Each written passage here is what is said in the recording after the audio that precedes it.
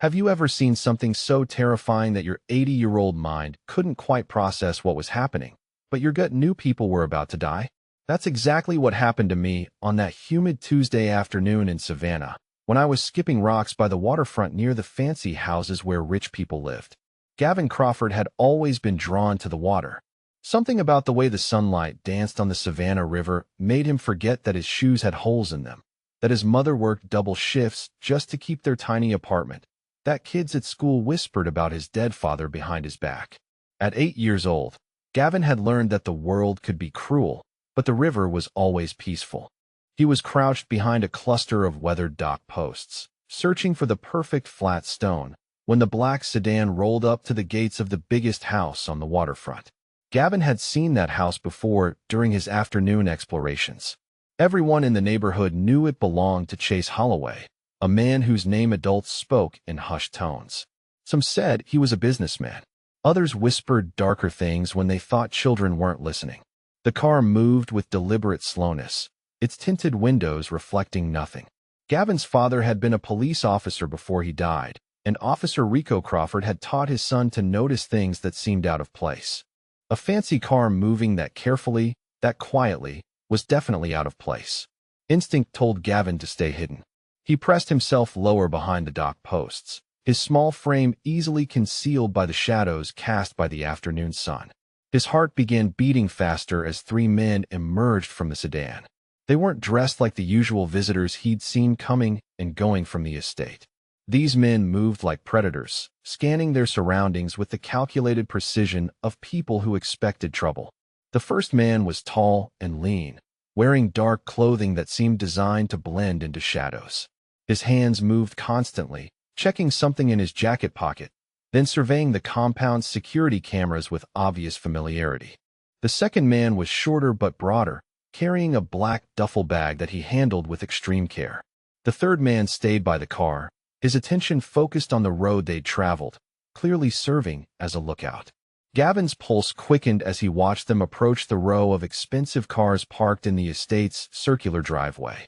A sleek black Mercedes, a silver BMW, and a red sports car that Gavin had admired from a distance during previous visits to his secret observation spot. The men moved toward these vehicles with purpose that made Gavin's stomach clench with dread. His father's voice echoed in his memory from countless bedtime stories about police work. Bad guys always have a plan, Rico had told him. They don't do anything random. If you see something that doesn't look right, pay attention to the details because details save lives. The man with the duffel bag knelt beside the Mercedes while his companion kept watch. Gavin couldn't see exactly what they were doing from his hiding spot, but their movements were methodical and practiced. They worked in silence, communicating through hand signals that spoke of military or professional training. After several minutes beneath the Mercedes, they moved to the BMW with the same deliberate care. Gavin's young mind struggled to process what he was witnessing, but action movies had taught him enough to recognize dangerous behavior when he saw it. These men were doing something to the cars, something secret and careful that required specialized equipment from that duffel bag. Something that made them check their watches repeatedly and glance toward the house with obvious concern about timing. Terror crystallized in his chest as understanding dawned. Bombs. They were putting bombs under the cars. His father had told him stories about explosives, about how criminals sometimes used them to hurt people from a distance. Gavin had seen enough movies to know that cars could explode, that people died when that happened, that the bad guys usually got away while innocent people suffered. Chase Holloway was about to die, and Gavin Crawford was the only person who knew it. The 80-year-old's mind raced through possibilities. He could run home and tell his mother, but Elena worked at the diner 6 blocks away and wouldn't be back for hours. He could try to find a police officer, but the nearest station was too far away, and these men would be gone long before help arrived. He could hide and hope someone else would notice, but the estate's high walls and security gates meant no one else was likely to see what he'd witnessed. The men finished their work beneath the BMW and moved toward the red sports car. Their efficiency was terrifying. Whatever they'd attached to those vehicles, they'd done it quickly and professionally. Gavin realized with growing horror that Mr. Holloway probably had no idea that death was waiting beneath his cars. His father's final lesson echoed through his memory. Sometimes being brave means doing the right thing even when you're scared. Rico had told him just weeks before the shooting that took his life. Police officers run toward danger because someone has to, because good people don't just watch bad things happen. Gavin Crawford made his decision. He waited until the men completed their work on the red sports car and began packing their equipment. The moment their attention focused on cleanup, Gavin sprinted from his hiding place toward the estate's imposing front gates. His legs pumped with desperate speed as he covered the 100 yards between the waterfront and the compound entrance. The security guard at the gate looked startled as an 80-year-old boy came running up the long driveway, waving his arms frantically. Gavin had never spoken to any of Chase Holloway's people before, had only observed the estate from his distant hiding spots during afternoon explorations. But desperation overwhelmed his natural shyness. "Don't let him get in those cars," Gavin gasped, his lungs burning from the sprint. "Please, you have to stop him.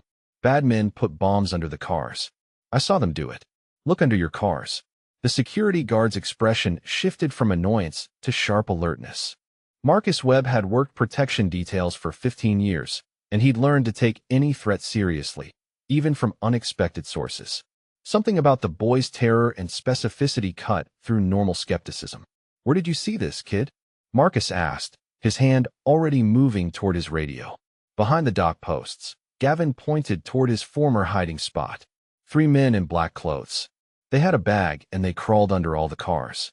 They kept checking their watches like they were worried about time. "My dad was a police officer and he told me to pay attention when things look wrong, and this looked really wrong." Marcus keyed his radio immediately. Code red. All units. Possible explosive devices on primary vehicles. Evacuate Mr. Holloway immediately and secure the perimeter. This is not a drill. The response was instantaneous. Within 30 seconds, armed security personnel emerged from concealed positions around the estate. Chase Holloway himself appeared at the front door of his mansion, flanked by bodyguards who were already moving him away from the driveway where his cars waited. Chase's presence commanded attention even in crisis. At 35, he possessed the kind of quiet authority that came from years of making life-and-death decisions in dangerous situations. His dark eyes took in the scene quickly, focusing on the small boy whose warning had potentially saved his life. "What exactly did you see?" Chase asked Gavin directly, his voice calm despite the chaos erupting around them. Gavin found himself looking into the face of the most powerful man in Savannah, but instead of fear, he felt a strange sense of recognition. Something about Chase Holloway reminded him of his father.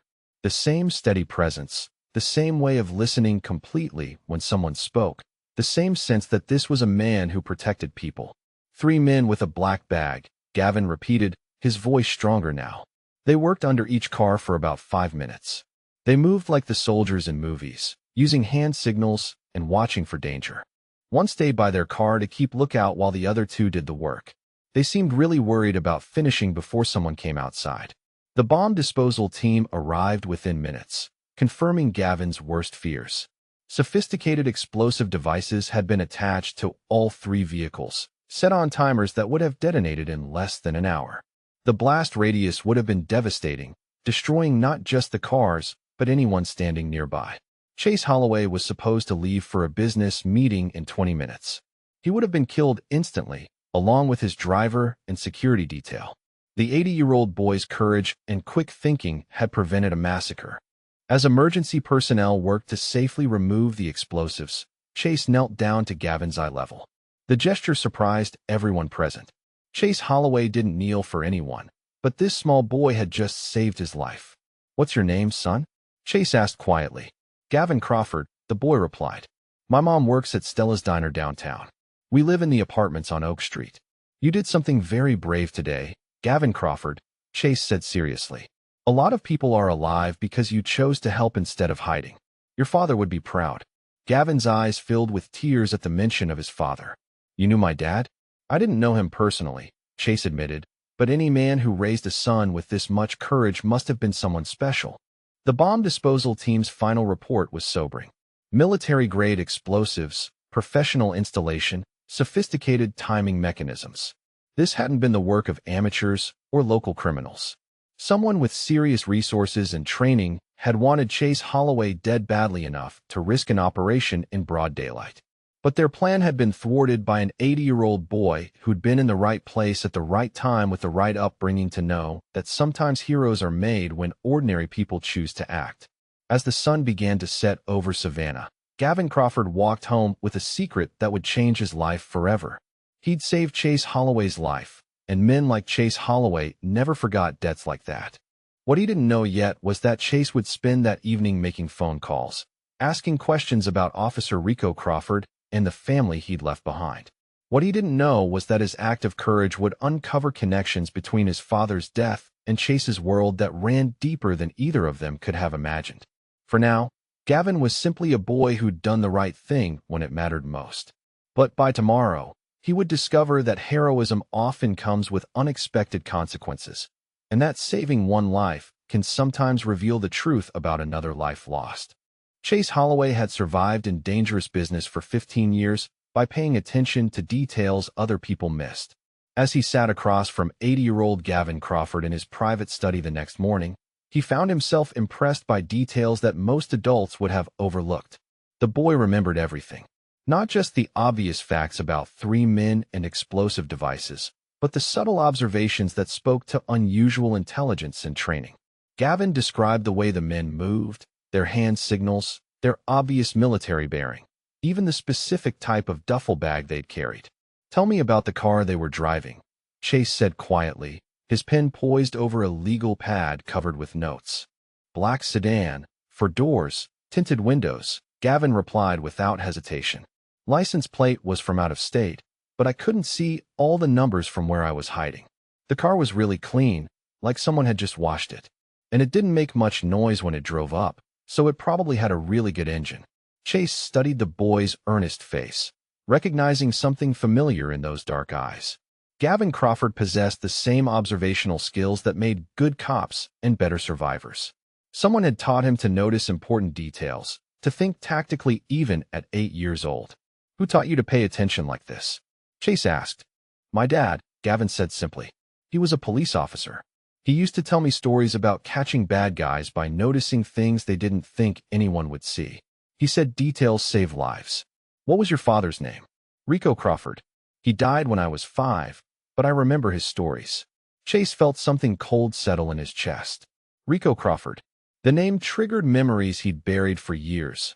Memories of a shootout in an abandoned warehouse, of a young police officer who'd stepped between Chase and certain death, of blood spreading across concrete while sirens wailed in the distance. He remembered Rico Crawford dying in his arms.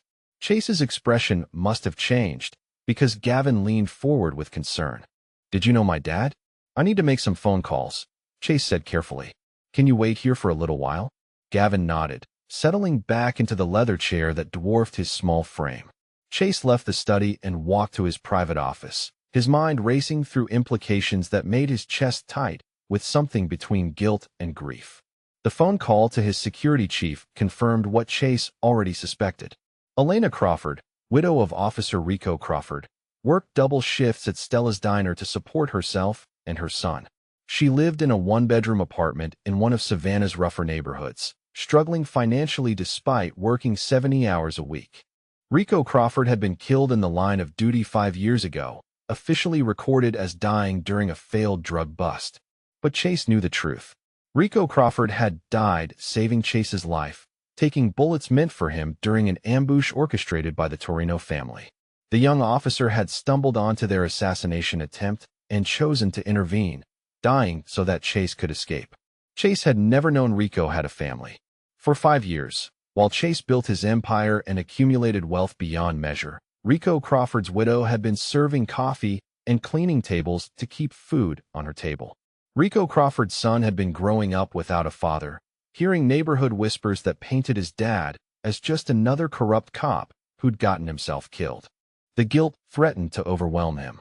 Chase had honored Rico's sacrifice by systematically destroying the Torino family, but he'd never thought to check whether Rico had left anyone behind.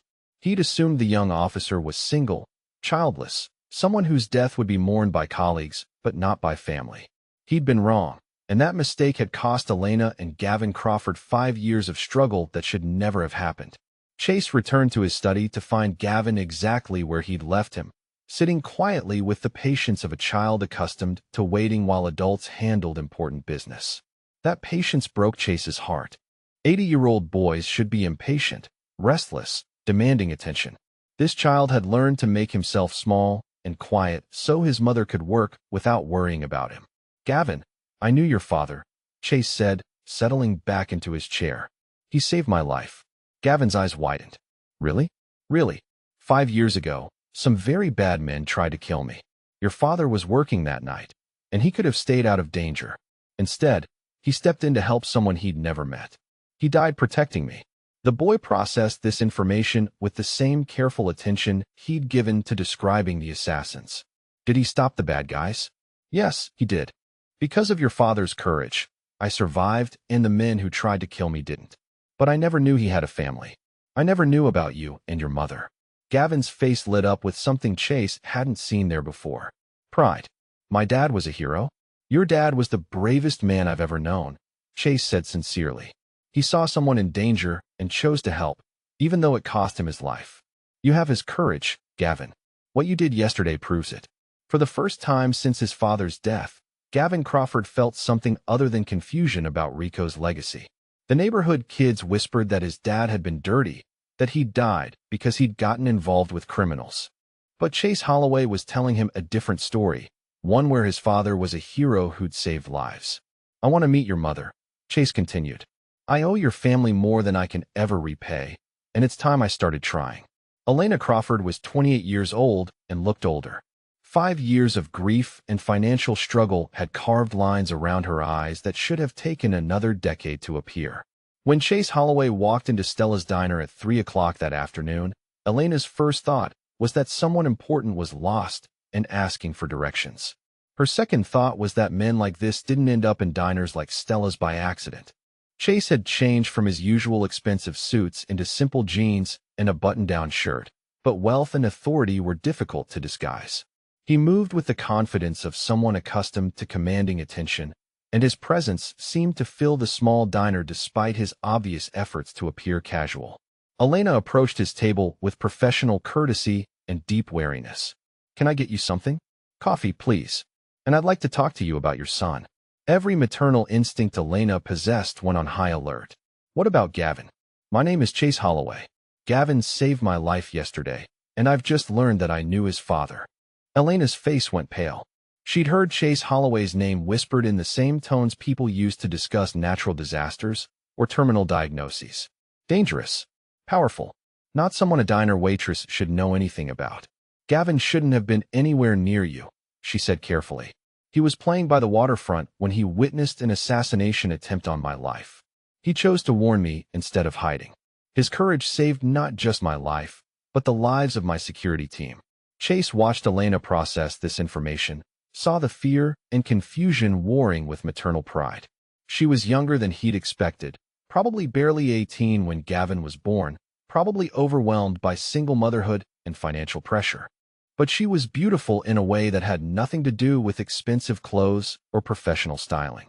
Elena Crawford possessed the kind of natural grace that couldn't be bought, the kind of strength that came from surviving hardship without becoming bitter. "Your son told me his father was a police officer named Rico Crawford," Chase continued. "I need you to know that Rico died saving my life 5 years ago." Elena's composure cracked. She'd spent 5 years wondering why Rico had died, wondering if the whispered accusations about corruption were true, wondering if her husband had been a good man or just another cop who'd gotten himself killed through greed or stupidity. "That's impossible," she whispered. "Rico died during a drug bust gone wrong. The department said he was in the wrong place at the wrong time. The department lied to protect you," Chase said gently. "Rico died because he chose to intervene when he saw me being ambushed. He could have called for backup and stayed safe. Instead, he drew fire to give me time to escape. I survived because your husband died protecting me." Elena felt the world shifting beneath her feet.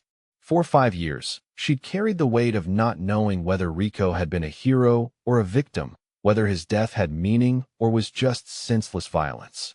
The uncertainty had been almost as painful as the loss itself. "Why are you telling me this now?"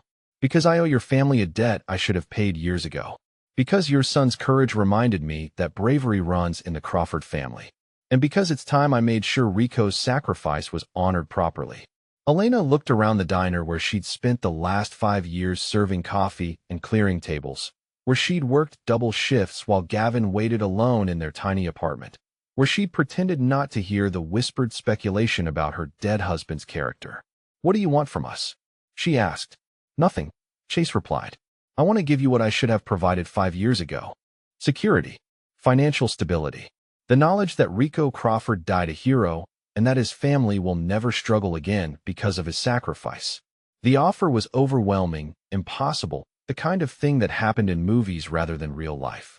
Elena had learned to be suspicious of generous offers, had learned that wealthy men usually wanted something in return for their help. But looking at Chase Holloway, she saw something unexpected in his dark eyes. Guilt, genuine regret for years of lost opportunity to honor her husband's memory. This wasn't charity or manipulation. This was a debt he'd carried for years without knowing it existed. "I don't understand," she said softly.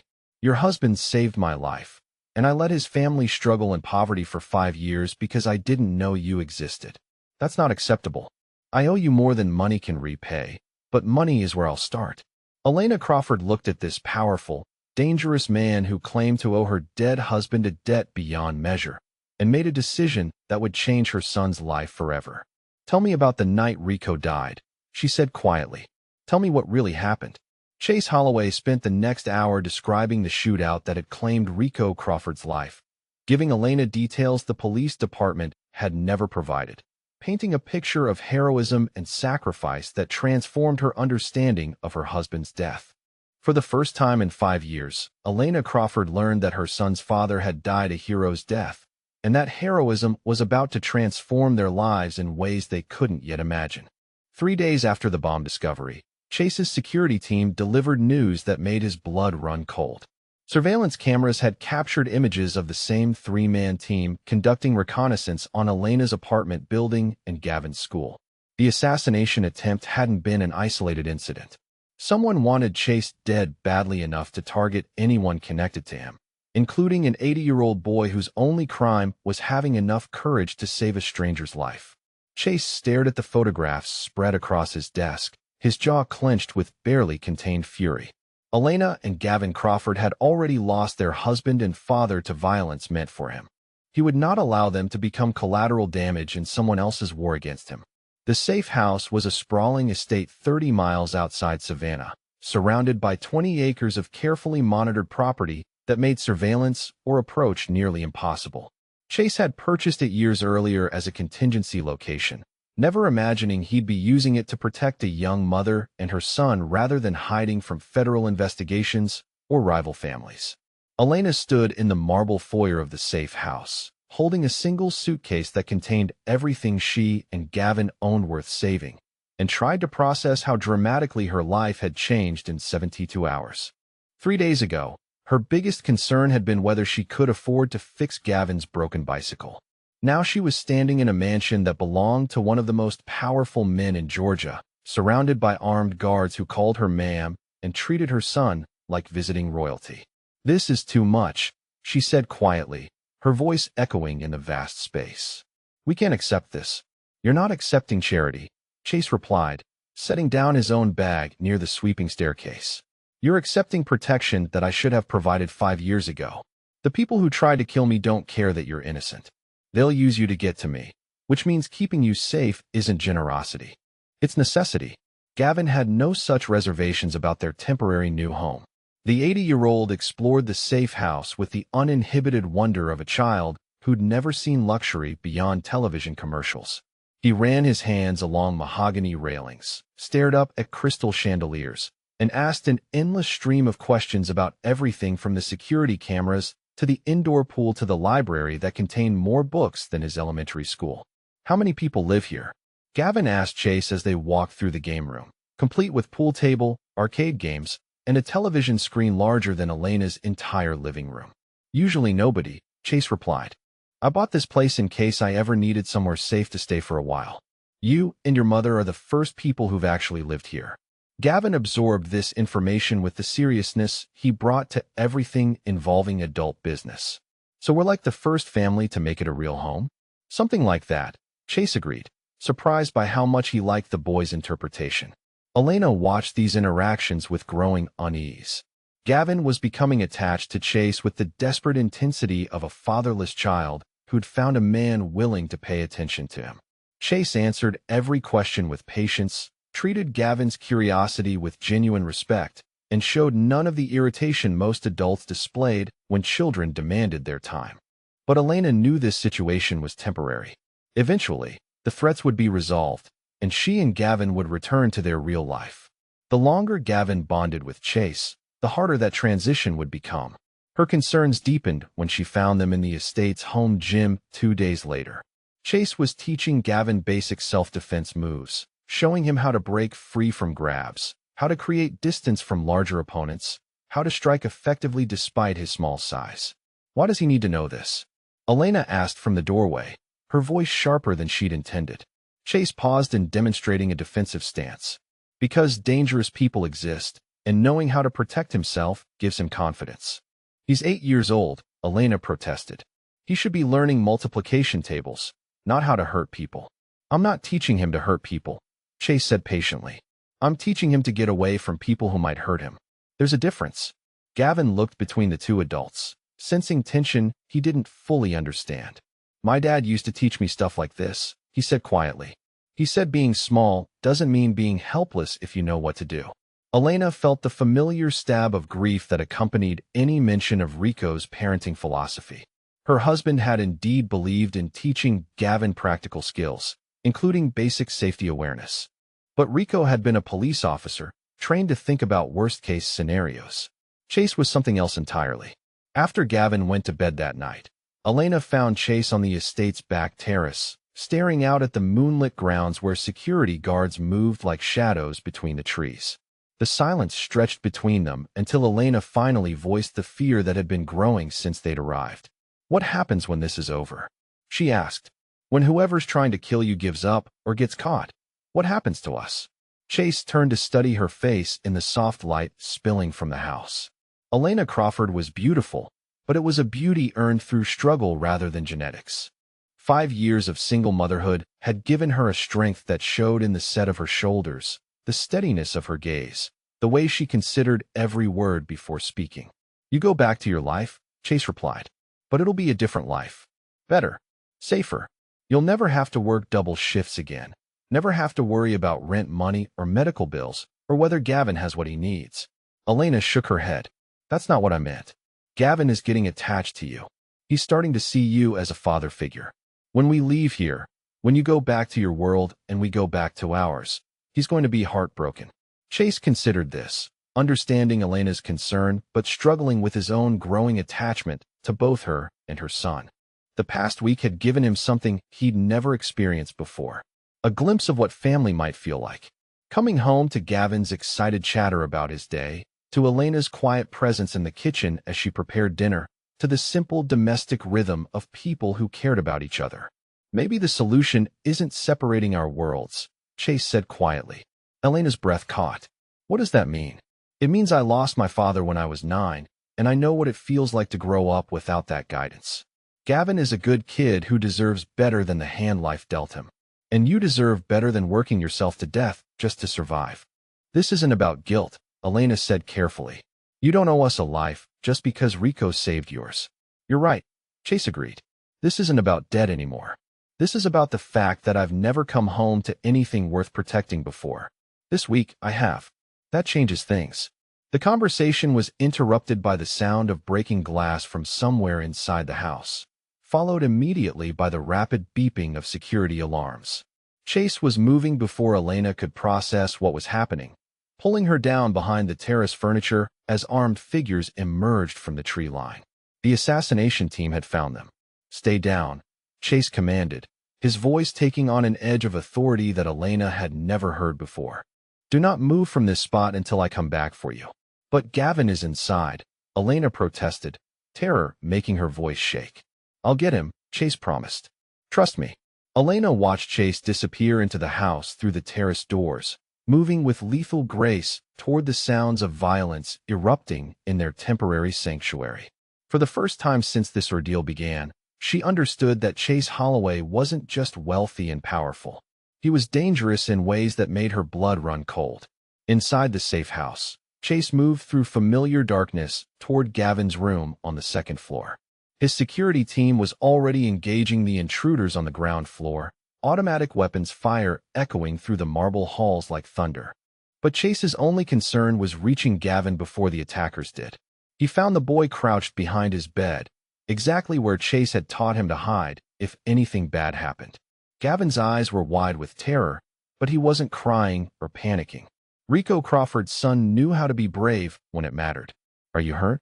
Chase asked, quickly checking Gavin for injuries. "No," Gavin whispered. "But the bad men are back, aren't they?" "Yes, they are. But I'm going to take care of it. Can you do exactly what I tell you?" Gavin nodded solemnly. Chase lifted the boy in his arms and carried him toward the secondary staircase that led to the terrace where Elena waited. The sounds of gunfire were growing closer, his security team systematically clearing the house room by room. By morning, the threat would be eliminated.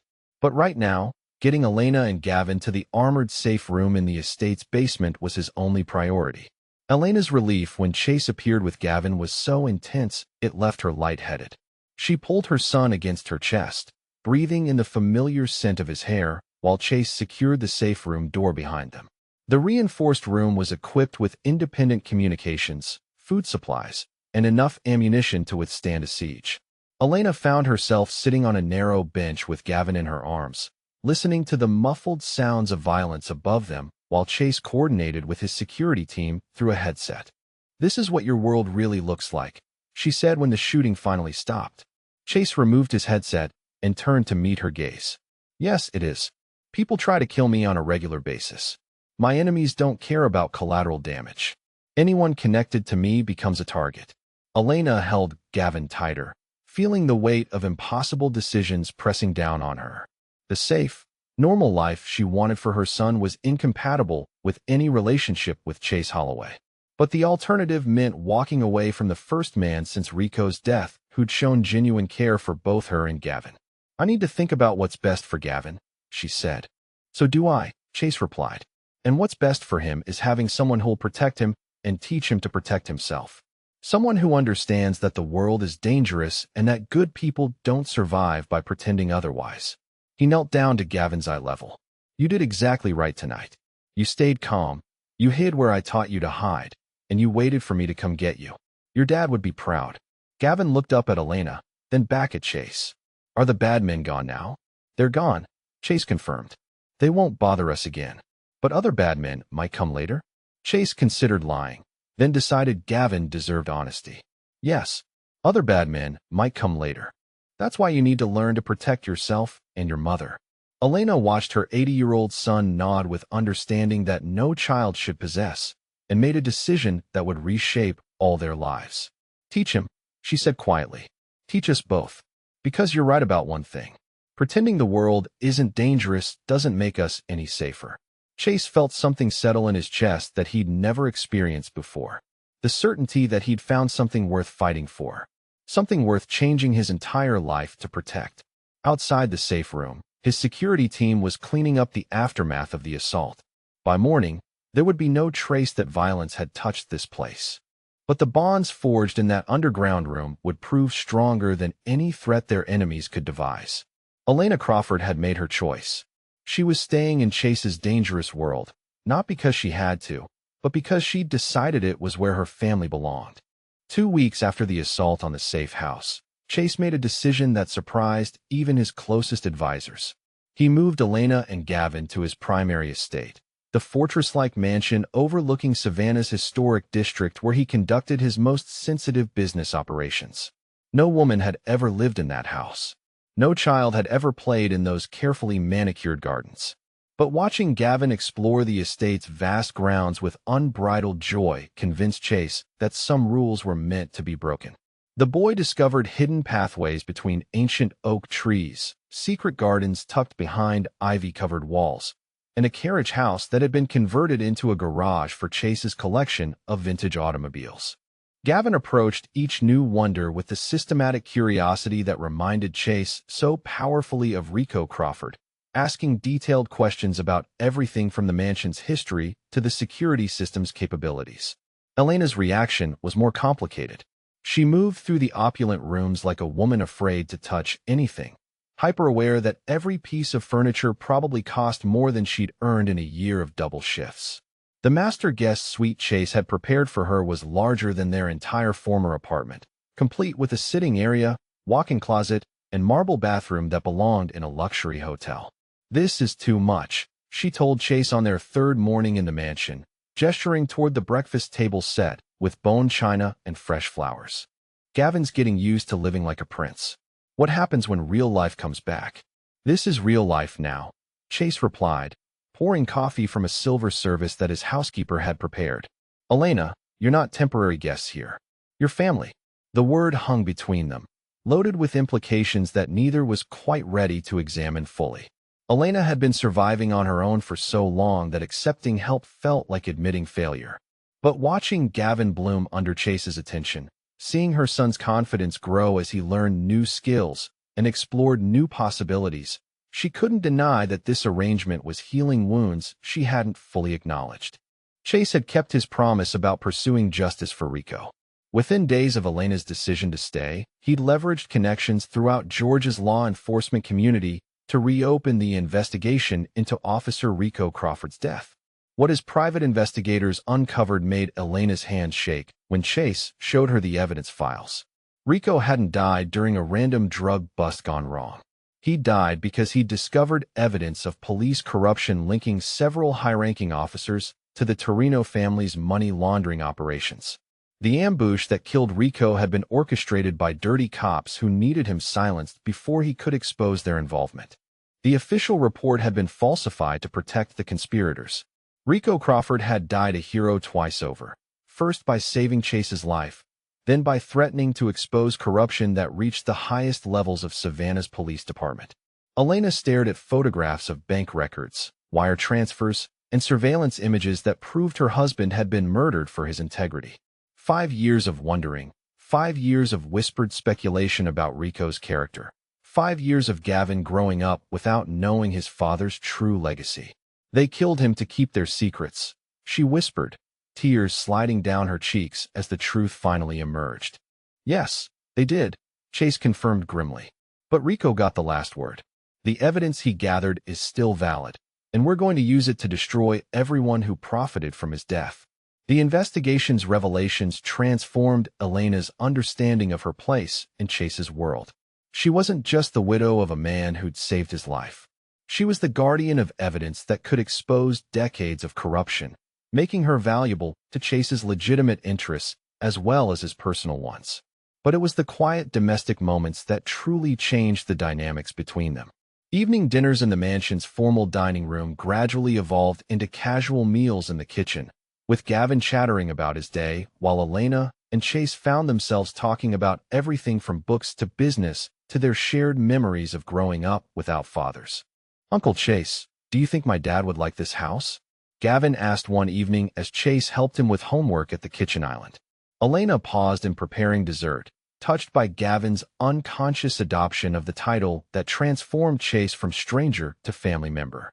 "I think your dad would be amazed by how smart and brave his son turned out to be," Chase replied seriously. "And I think he'd be proud that you're here, being protected and taken care of the way he would have wanted." These conversations became the foundation of something Elena hadn't expected to find again. Not just romantic attraction, though she was increasingly aware of Chase's physical presence, of the way his dark eyes tracked her movements, of the careful distance he maintained to avoid pressuring her. But genuine partnership, the kind of emotional intimacy that comes from shared responsibility for a child's well-being. Chase's business operations began shifting in response to his new priorities. Elena discovered this accidentally when she found him in his home office one evening, reviewing contracts for legitimate investments rather than the shadowy deals that had built his empire. "What changed?" she asked, settling into the chair across from his massive mahogany desk. "You did," Chase replied without hesitation. "Having you and Gavin here makes me think about legacy differently. I want to build something that Gavin can be proud of when he's older, something that won't require him to carry shame for the choices I made." Elena felt her heart flutter at the implication that Chase was planning a future that included her son permanently. But she also recognized the magnitude of what he was suggesting. Transforming a criminal empire into legitimate business operations was extraordinarily dangerous, requiring delicate negotiations with people who didn't appreciate wholesale changes to established relationships. "Is that safe?" she asked. "Don't your business partners expect things to continue the way they've always been?" "Some of them do," Chase admitted. "But others understand that smart money moves toward legal enterprises. The profits are smaller, but the risks are manageable, and there's no threat of federal prosecution destroying everything you've built." He stood and moved to the window overlooking the estate's gardens, where Gavin could be seen playing with the German Shepherd puppy Chase had bought him the previous week. "Besides," Chase continued, "I've spent 15 years building power and wealth for their own sake.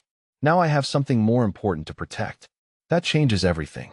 Elena joined him at the window, close enough to smell his cologne, close enough to feel the warmth radiating from his body.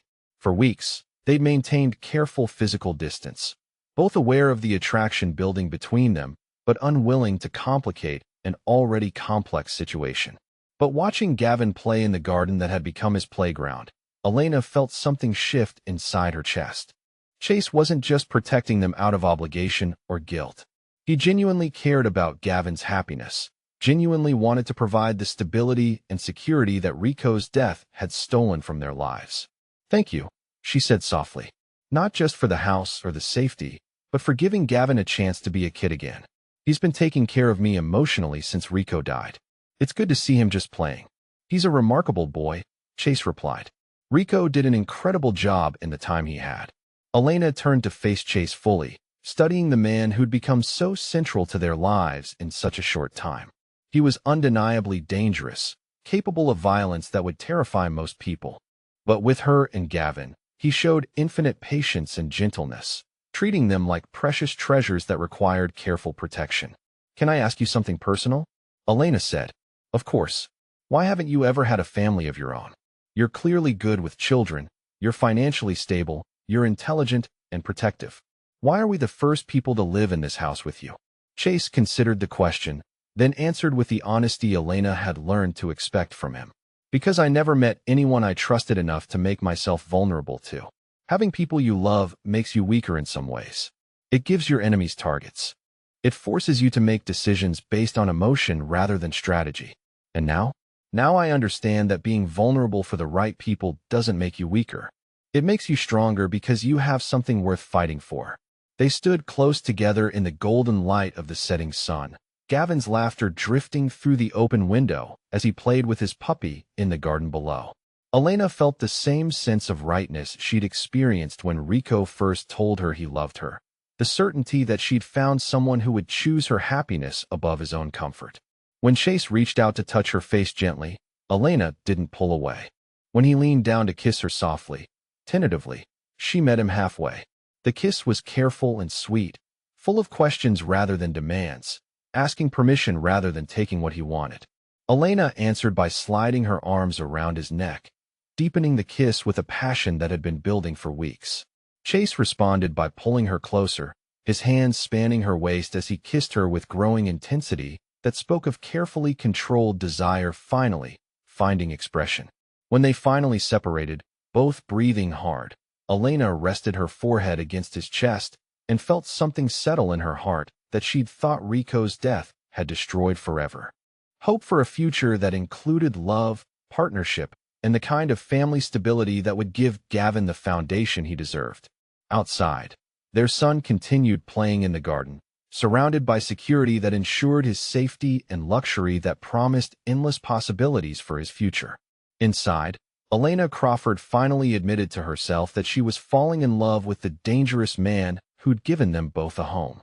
Chase held her close and made a silent promise to the memory of Rico Crawford. He would protect this family with everything he possessed, and he would build a legacy worthy of the hero whose sacrifice had brought them all together.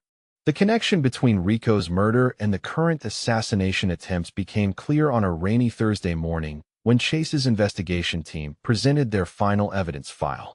Detective Marcus Sullivan, who'd been part of the corrupt network 5 years ago, was now chief of detectives.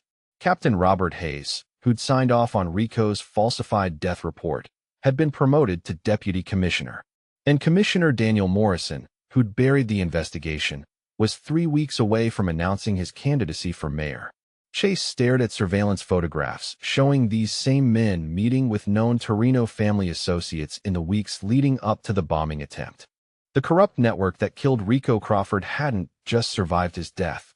They'd thrived, climbing the ranks of Savannah's police department while profiting from continued criminal partnerships. "They're not trying to kill me because of current business," Chase told Elena as they reviewed the evidence together in his study. "They're trying to kill me because I survived Rico's sacrifice, and my continued existence threatens to expose what they did 5 years ago."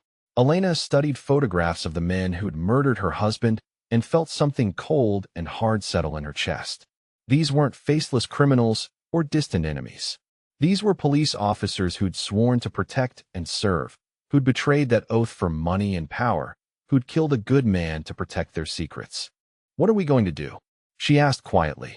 "We're going to give Rico the justice he deserves," Chase replied. "And we're going to make sure Gavin grows up knowing exactly what kind of hero his father was." The press conference was scheduled for Friday afternoon in the Savannah Police Department's main briefing room. Federal agents had spent the week coordinating with Chase's evidence files, building prosecutable cases against every officer involved in Rico's murder and the subsequent cover-up. But Chase had insisted on something more than legal justice. He'd demanded public vindication for Rico Crawford's memory. Elena stood in the back of the briefing room with Gavin beside her, watching Police Commissioner Morrison take the podium with obvious reluctance. His face was gray with exhaustion and stress, the weight of impending federal charges etched in every line around his eyes. 5 years ago, Officer Rico Crawford died in the line of duty during what was reported as a failed narcotics operation, Morrison began, his voice steady despite the circumstances. "Today, I'm here to announce that Officer Crawford actually died preventing an assassination attempt, displaying extraordinary heroism that saved multiple lives." Elena felt Gavin's hand slip into hers as Morrison continued reading from the prepared statement. "Federal investigation has revealed that Officer Crawford discovered evidence of corruption within this department and was killed by the same criminal organization he was attempting to expose. His death was not the result of poor judgment or bad luck. He died because he chose courage over safety, justice over personal security." The reporters in the room erupted with questions, but Elena heard nothing except the words she'd waited 5 years to hear. Rico had been a hero, not just in the private moments when he chose to save Chase Holloway's life, but in his dedication to exposing corruption that threatened everything he believed in. "Officer Rico Crawford will be posthumously awarded the Medal of Valor for his sacrifice," Morrison concluded. "His name will be added to our memorial wall, and a scholarship fund will be established in his honor to support the children of fallen officers." Elena was crying before Morrison finished speaking. 5 years of grief and uncertainty finally transforming into something that felt like peace. Beside her, Gavin stood straighter, his young face glowing with pride as he learned that his father's legacy was heroism rather than shame. But the vindication came with a price. As they left the police station, Chase's security team reported unusual radio chatter suggesting coordinated movement of hostile forces throughout the city. The corrupt network was making their final desperate move, knowing that federal indictments would destroy them within days. Chase's estate became a fortress as nightfall approached. Electronic surveillance showed multiple teams positioning themselves around the property perimeter, professional mercenaries mixed with corrupt officers who had nothing left to lose. The final confrontation Rico Crawford's integrity had set in motion was beginning. Elena found herself in Chase's communications center as the battle commenced, watching security monitors that showed armed figures moving through the estate's outer gardens like deadly shadows. Gavin was secured in the panic room with 2 guards, but Elena had refused to hide while Chase fought for their safety. "How many are there?" she asked Marcus Webb, Chase's head of security. "At least 15, possibly more," Marcus replied grimly. "They're using military tactics and professional equipment. This isn't some desperate last stand. They planned this operation carefully." The first gunfire erupted near the estate's main gate, automatic weapons lighting up the darkness as Chase's security team engaged the attackers. Elena watched Chase coordinate the defense from multiple positions, his calm authority keeping his people focused despite being outnumbered and surrounded. But the real shock came when she recognized Detective Sullivan's face on one of the security monitors. The man who'd helped murder her husband was personally leading the assault on the estate, his police badge replaced by tactical gear and military weapons. "He's here," Elena said, pointing at the monitor. "Sullivan. He's actually here." Chase followed her gaze and felt something predatory settle in his expression. "Good. I was hoping he'd come personally." The battle intensified as attackers breached the estate's outer defenses, moving closer to the main house with systematic precision. Elena watched Chase disappear into the darkness beyond the communications center, becoming part of the lethal response that would determine whether Rico Crawford's sacrifice ultimately led to justice or additional tragedy. The panic room's intercom crackled with Gavin's voice. "Mom, are you okay? What's happening out there?"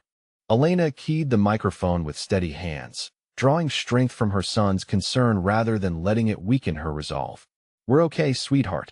Chase and his people are handling the bad men, just like your daddy would have done." The firefight reached the main house as Sullivan's team broke through the inner perimeter. Elena found herself pressed against the communications center's reinforced door as bullets shattered windows and ricocheted off marble walls. Outside, Chase's voice could be heard coordinating defensive positions while automatic weapons fire echoed through rooms where she and Gavin had shared quiet family dinners. Then sudden silence fell over the estate like a weight. Elena waited in the darkness, her heart hammering against her ribs as she strained to hear any sound that would tell her whether Chase had survived. Minutes stretched like hours until finally, his voice came through her earpiece. "It's over," he said quietly. "All threats neutralized. You and Gavin are safe." Elena stumbled out of the communications center to find Chase standing in the main hallway, his tactical gear torn and bloodstained, but his dark eyes alert and focused. Behind him, she could see his security team methodically checking each room, but the shooting had stopped completely. "Sullivan?" she asked. "Dead," Chase replied simply, "along with everyone who helped kill Rico. The corruption ends tonight." Elena threw herself into his arms, overwhelmed by relief and gratitude and love that felt too large for her chest to contain. Chase held her tightly, his face buried in her hair, as the adrenaline of combat slowly faded into the deeper satisfaction of justice finally achieved. When Gavin emerged from the panic room, running to embrace both of them with tears of relief streaming down his face, Elena felt the last piece of her healing process click into place. Rico's murderers were dead. His name had been cleared publicly. Their son would grow up knowing his father died a hero's death. But more than that, they had survived together. Not just the immediate threat, but the broader challenge of becoming a family despite impossible circumstances. Chase had proven worthy of Rico's sacrifice by protecting what the fallen officer had loved most. Elena had proven worthy of Chase's devotion by choosing courage over safety. And Gavin had proven worthy of both his fathers by showing Rico's bravery and Chase's tactical intelligence when it mattered most. As dawn broke over Savannah, illuminating the damage to the estate, but also the peace that came with victory, Elena Crawford made her final choice. She would marry Chase Holloway, not because gratitude demanded it or because circumstances required it, but because she loved him completely and wanted to build a future worthy of Rico's sacrifice. The war was over. The family Rico's heroism had created could finally begin to truly live. 6 months after the final battle that ended Detective Sullivan's corrupt network, Elena Crawford stood in the marble foyer of what had truly become her home, watching Gavin race down the grand staircase with his German shepherd puppy Rico trailing behind him. The mansion no longer felt like an intimidating display of wealth. It had become the foundation of the family Rico's sacrifice had made possible. Chase emerged from his study carrying a stack of legitimate business contracts, his transformation from criminal empire leader to respected businessman now complete. The dangerous edge that had once defined him remained, but it served protection rather than conquest, family rather than territory. His security company provided services to corporations and government agencies. His real estate investments focused on community development projects, and his charitable foundation supported families of fallen police officers throughout Georgia. "Mom, did you see what came in the mail?" Gavin called out, waving an official-looking envelope as he bounded across the foyer. Chase said it might be from the scholarship program. Elena's heart swelled with pride as she recognized the letterhead from Georgia Southern University. The Rico Crawford Memorial Scholarship had received its first applications from children of fallen officers, and the selection committee was beginning their review process. Her husband's name would help other families pursue education and opportunity, extending his legacy far beyond his own son. Chase crossed the foyer to wrap his arms around Elena from behind, dropping a gentle kiss on her neck as they watched Gavin eagerly tear open the envelope. The casual intimacy between them had developed naturally over months of shared dinners, bedtime stories, and quiet conversations after Gavin fell asleep. Elena had learned to read the subtle signs of tension that meant Chase was handling a difficult business problem, while he'd mastered the art of making her laugh when grief for Rico threatened to overwhelm her happiness. They had announced their engagement 3 weeks earlier, with Chase proposing during a quiet family dinner rather than staging some elaborate public gesture. The ring was beautiful but not ostentatious, a classic solitaire that honored Elena's practical nature while reflecting the genuine love that had grown between them. Gavin had cheered when Chase asked for permission to marry his mother, immediately launching into detailed plans for the wedding ceremony and reception. The proposal itself had been perfect in its simplicity. Chase had simply taken Elena's hand across the dinner table and said that Rico Crawford had given him 2 incredible gifts: his life and his family, and that he wanted to spend the rest of that life proving worthy of both gifts. Elena's new role as community liaison for the Crawford Foundation had given her work that felt meaningful rather than merely necessary. She coordinated with police departments throughout Georgia to identify families in need, manage scholarship applications, and organize support services for officers' widows navigating the same challenges she'd faced alone for 5 years. The foundation's offices were located in downtown Savannah, giving her professional independence while allowing her to use her experience to help others. But it was watching Gavin flourish that truly convinced Elena they'd made the right choices. Her son had grown 3 inches and gained 15 pounds, his confidence expanding along with his physical development. Private school had challenged his intelligence, while Chase's mentorship had channeled his curiosity into productive skills. Gavin could discuss military history and business strategy with equal enthusiasm, but he remained the kind-hearted boy who remembered to thank the household staff and share his toys with children at the foundation's community events. The wedding planning had become a family project, with Gavin appointed as official ring bearer and junior coordinator. He took these responsibilities seriously, creating detailed timelines for the ceremony and offering suggestions for everything from menu selection to music choices. Elena found his involvement both touching and amusing, recognizing Rico's organizational nature emerging in their son's methodical approach to special events. Chase had insisted on a small ceremony at the estate rather than a large public affair, understanding that Elena preferred intimate gatherings to social spectacles. The guest list included his core security team, who'd become extended family, Elena's sister who was flying in from California, and several police officers who'd worked with Rico and supported the family after his death. Today marked another milestone in their healing journey. The city of Savannah was dedicating Rico Crawford Memorial Park, a small green space near downtown where Rico had grown up playing as a child. The ceremony would include remarks from Mayor Davidson, who'd replaced the corrupt Commissioner Morrison after federal prosecutions cleaned house in the police department. Elena dressed carefully for the dedication ceremony, choosing a navy blue dress that struck the right balance between celebration and memorial. Chase wore a dark suit that emphasized his transformation from criminal leader to community pillar, while Gavin had selected his best shirt and tie for the honor of cutting the ceremonial ribbon. The park itself was beautiful in its simplicity. Playground equipment for children, walking paths for exercise, and a memorial wall with Rico's name prominently displayed alongside other fallen officers. But the centerpiece was a bronze statue depicting a police officer in action, forever frozen in the moment of choosing courage over safety. Elena stood between Chase and Gavin as Mayor Davidson addressed the gathered crowd, her heart full of emotions too complex for simple description. Grief for Rico remained, but it had softened into something that honored his memory rather than dominated her present. Pride in his sacrifice had replaced the uncertainty that had haunted her for years. And love for the family his heroism had created filled the spaces where loneliness used to live. Today we honor Officer Rico Crawford, who died protecting this community and the values we all cherish, Mayor Davidson announced to the assembled crowd. His courage saved lives, exposed corruption, and left a legacy that continues to inspire young officers joining our department. This park will ensure that future generations understand what real heroism looks like. When Gavin stepped forward to cut the ribbon officially opening Rico Crawford Memorial Park, Elena felt tears slide down her cheeks for reasons that had nothing to do with sadness.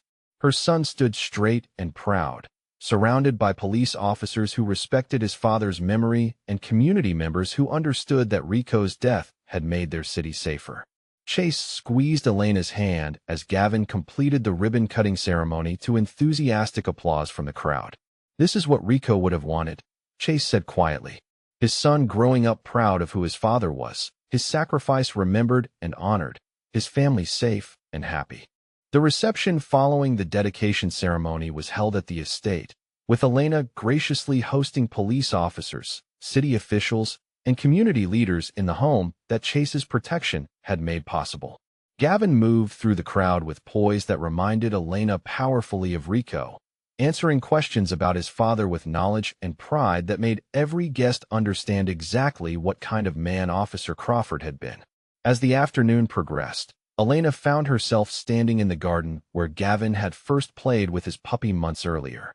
Chase joined her there, loosening his tie after hours of formal conversation with city officials who still seemed slightly intimidated by his reputation despite his legitimate business operations. "How are you feeling about everything?" Chase asked, studying her face in the golden light of the setting sun. "Peaceful," Elena replied honestly.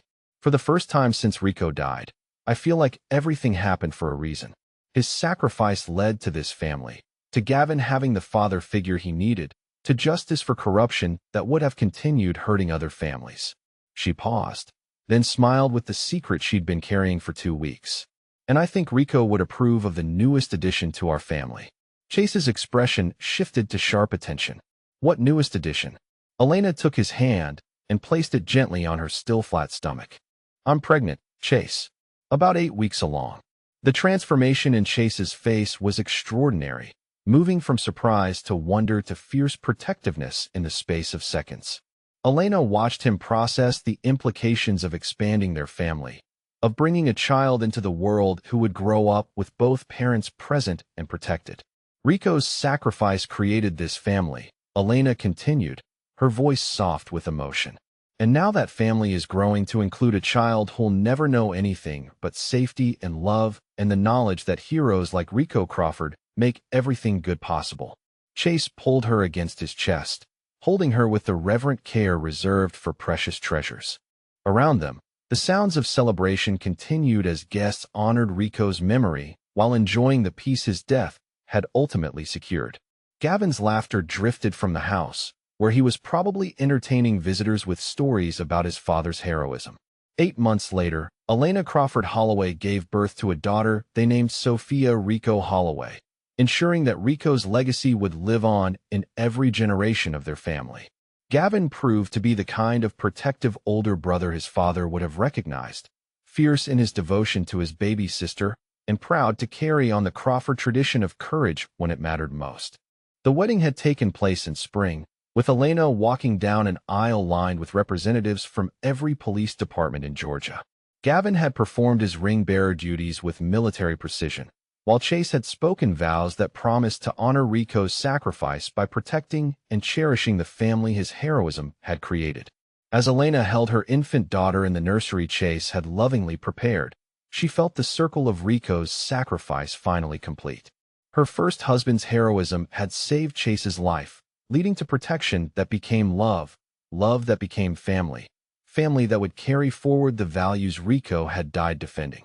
Gavin entered the nursery quietly, still wearing his school uniform, but moving with the careful consideration he showed around his baby sister. "Can I hold her, Mom?" Elena transferred Sophia to her brother's experienced arms, watching him settle into the rocking chair with the competence of someone who took his protective responsibilities seriously. Chase appeared in the doorway, his business suit replaced by casual clothes that marked the end of another day building the legitimate empire that would be his children's inheritance. "Tell me about Dad again," Gavin said as he rocked his baby sister gently. "Tell me about the night he saved Uncle Chase." Elena settled onto the arm of Chase's chair as he began the story they all knew by heart.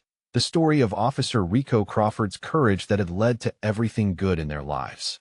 Sophia slept peacefully in her brother's arms, surrounded by the family her father's sacrifice had made possible, protected by the love his heroism had inspired.